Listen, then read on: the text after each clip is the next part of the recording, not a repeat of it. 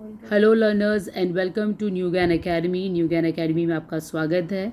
अभी हमने first chapter complete किया है और आज हम लोग फर्स्ट चैप्टर का एक्सरसाइज करेंगे।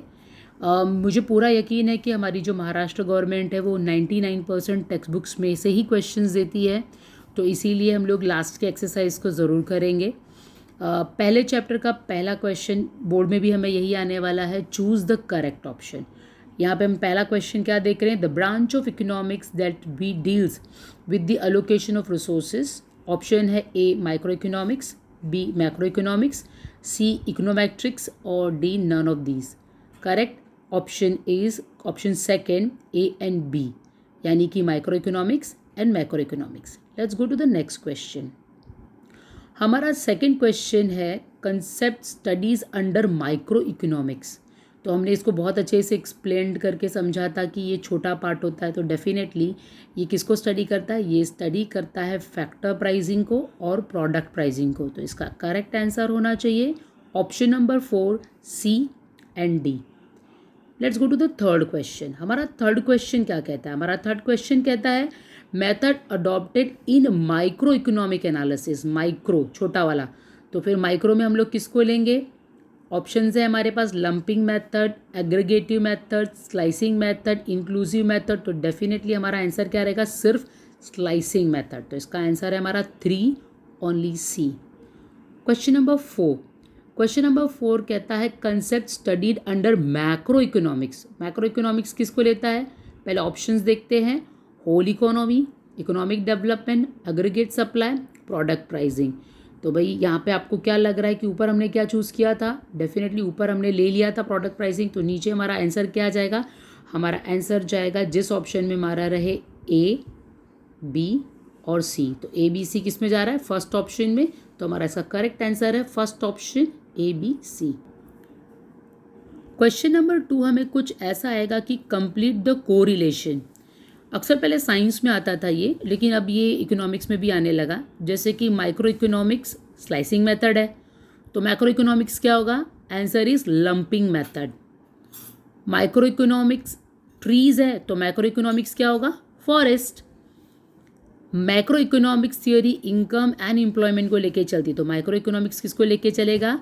प्राइस को। ठीक है, तो प्राइस एंड पार्शियल इक्विलिब्रियम को। फोर्थ क्वेश्चन है मैक्रोज मतलब मैक्रो इकोनॉमिक्स, तो माइक्रोज मतलब micro economics. General equilibrium macro economics, तो पार्शियल इक्विलिब्रियम माइक्रो इकोनॉमिक्स। तो इस तरह से हमने ये सेकंड क्वेश्चन भी देख लिया। Now let us go to the third question, identify and explain the concepts from the given illustrations. यानी कि कंसेप्ट्स को पहचानना है नीचे जो उदाहरण दिया गया उसमें। हमारा पहला क्वेश्चन क्या है? हमारा पहला क्वेश्चन है Gauri collected the information about the income of a particular firm. तो पर्टिकुलर फर्म को हम किस में स्टडी करते हैं? Definitely it is the concept of micro economics. Why? Because micro economics studies the income of particular individual firm, individual family, individual income. तो इन्होंने किसको लिया है? पर्टिकुलर को लिया है, तो ये किस में जाएगा? माइक्रो इकोनॉमिक्स में जाएगा। हमारा सेकेंड क्वेश्चन है Ramesh decided to take all decisions related to productions such as what and how to produce. तो ये रमेश इंडिविजुअल है और माइक्रो इकोनॉमिक्स किसको सॉल्व करता है? इंडिविजुअल प्रॉब्लम्स को, what to produce, how much to produce. Again it is the concept of micro economics which deals with the problem of what to produce, how to produce. Third question हमारा दिख रहा है Suhana paid wages to workers in her factory and interest on her bank loan. Surprisingly ये भी micro economics का concept है, क्योंकि सुहाना एक इंडिविजुअल है, तो वो अपनी पर्टिकुलर फैक्ट्री को ही देख रही है और खुद के मतलब लोन की बात कर रही है। तो again it is the concept of micro economics. Question number 4 के लिए हमको इट्स टेक्स्ट बुक का PDF रेफर करना पड़ेगा। फीचर्स ऑफ माइक्रो इकोनॉमिक्स के लिए भी, importance of micro economics and explain the scope of micro economics के लिए जो मैंने आगे एक्सप्लेन किया था, आपको उसको वापस से रेफर करना पड़ेगा। इन केस किसी बच्चे को नहीं आता है तो मुझे ज़रूर बोलना, मैं उनको पर्सनली ये नोट लिख के ज़रूर दूंगी। फिर हमारा फिफ्थ क्वेश्चन आता है state with reason whether you agree और disagree with the following statement. इसमें हमारा पहला क्या है? Scope of micro economics is unlimited. अब ये आपको क्या लग रहा है, क्या होना चाहिए इसका आंसर? इसका आंसर होना चाहिए disagree. I disagree with the statement. Why? Because microeconomics deals with the limited problem. Microeconomics is an economics which studies the million small part of an economy. It deals with individual firm, individual family, individual economy, partial equilibrium, etc. So its scopes are limited. यानी कि it studies, it goes under only perfect competition, monopoly, monopolistic competition. तो ये unlimited नहीं है. The scope of micro economics is limited. Second question है, macro economics deals with the study of individual behaviour. The answer for this question is again disagree. Micro economics deals with the study of individual behaviour. Macro economics deals with the study of aggregate. It studies the national economy of a country. So इसमें भी answer हमारा क्या आएगा, second का भी disagree. Third question, macro economics is different from micro economics. Third question का answer आएगा agree.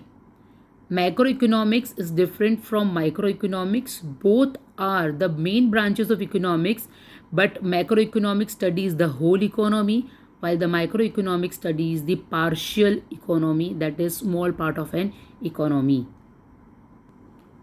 हमारा फोर्थ क्वेश्चन है, micro economics uses slicing method.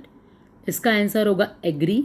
Micro economics divides each and every part of the economy into small small pieces and then studies that part individually.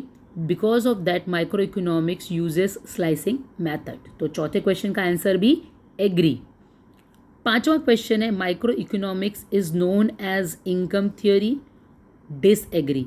Microeconomics is primarily concerned with the price of a commodity.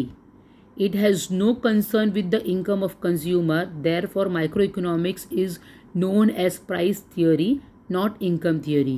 Macroeconomics is known as income theory. तो हमारे ये agree और disagree हो गए. उसके बाद हमारा question number 6 है, answer in detail, explain the importance of microeconomics and explain the concept of microeconomics and its features. Basically अगर आप ये पूरा चैप्टर ध्यान से पढ़ लो ना, तो बोर्ड की एग्ज़ाम में आप 8 to 10 मार्क्स के लिए रेडी हो जाओगे. It's very easy chapter, at the same time it is the base of economy. अगर आपको इकोनॉमिक्स आगे भी पढ़ना है तो आपको ये जानना ज़रूर पड़ेगा. अगर किसी क्वेश्चन का आंसर आपको नहीं आता तो kindly comment on me and then मैं आपको वो अच्छे से लिख के वापस से दे दूँगी. I have answers ready with me, लेकिन मुझे लगा कि थोड़ा आप भी मेहनत करो. इसी के साथ हमारा फर्स्ट चैप्टर का एक्सरसाइज भी ख़त्म होता है. मैं अपने नेक्स्ट वीडियो में इंग्लिश की पोएम लाने वाली हूँ. उसके बाद फिर इकोनॉमिक्स का सेकेंड चैप्टर करेंगे. तब तक के लिए बाय. और प्लीज़ यारो, मेरे चैनल को लाइक सब्सक्राइब तो करो. कोई भी नहीं कर रहा है, सिर्फ 10 सब्सक्राइबर हैं. एक्सपेक्ट करती हूँ कि सब्सक्राइबर मेरे बढ़ेंगे और फिर नए नए वीडियो में इस तरह से ही इनकरेजमेंट के साथ डालती रहूँगी. बाय.